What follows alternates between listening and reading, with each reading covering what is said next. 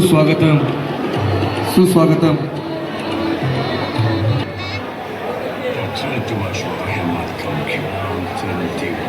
उद्योगपती आणि माणिकचंद उद्योग समूहाचे सर्व खरं 1 तारखेलाच रक्तदान करायचं होतं, पण 1 तारखेला भाऊंच्या जन्मदिनानिमित्त आपण शिवपुराणचा कार्यक्रम शिरूर शहर आणि पंचक्रोशीसाठी आपण ठेवलेला होता. तो कार्यक्रम 24 फेब्रुवारी ते 2 मार्च असा होता.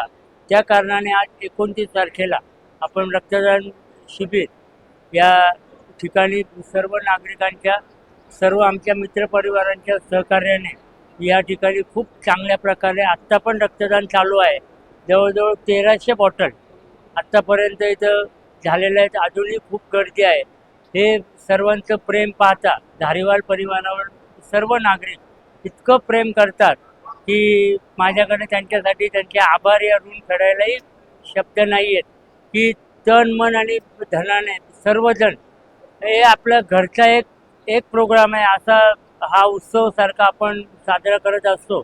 शिवपुराणच्या वेळेस पण जवळजवळ गावातल्या 700-800 जणांनी इतक्या चांगल्या प्रकारे नियोजन केलं आणि सर्व महिला भगिनी असतील, पुरुष बंधू असतील, ज्येष्ठ व्यक्ती असतील, शिरूर आणि पंचक्रोशी खूप चांगलं असं नियोजन.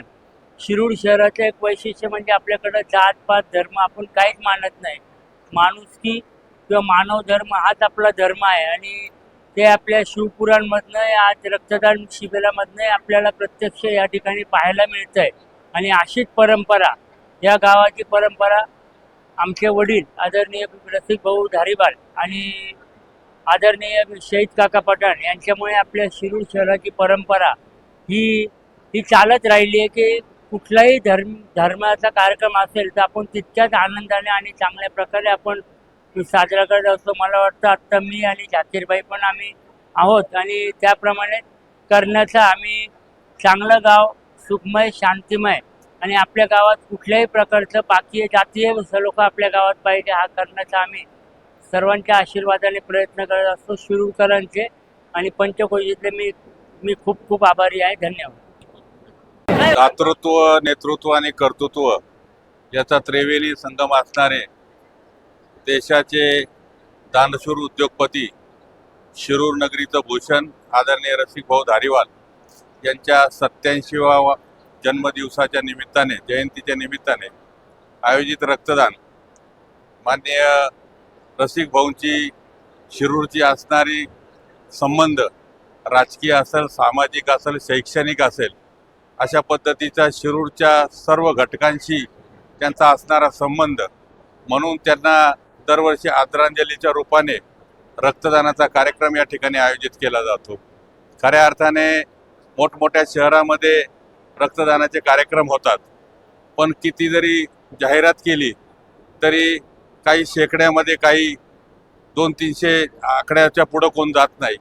परंतु ग्रामीण भागाची आदरणीय भाऊंची जुळलेली नाळ, त्यामुळं सर्वसामान्य माणसाने आपल्या भाऊंना या ठिकाणी आदरांजली व्यक्त करण्यासाठी 1000च्या पुढे दरवर्षी या ठिकाणी रक्तदाते रक्तदान करतायत.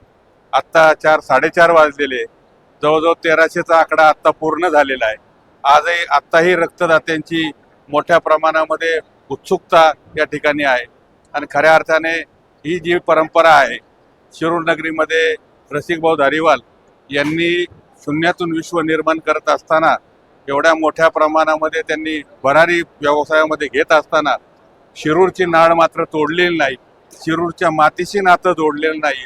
खऱ्या अर्थाने या मातीची नाळ जोडल्यामुळे आज शिरूरची जनता आज अनेक पिढ्यानपिढ्या भाऊंना आदरांजली म्हणून या ठिकाणी रक्तदानाच्या माध्यमातून योगदान देत आहेत. मी या शिरूर नगरीच्या आम जनतेच्या वतीने भाऊंच्या 87व्या जयंतीच्या निमित्ताने त्यांना आदरांजली व्यक्त करतो आणि सर्व रक्तदात्यांना प्रकाशभाऊ धारीवाल मित्रमंडळाच्या वतीने खूप खूप धन्यवाद देतो. धन्यवाद.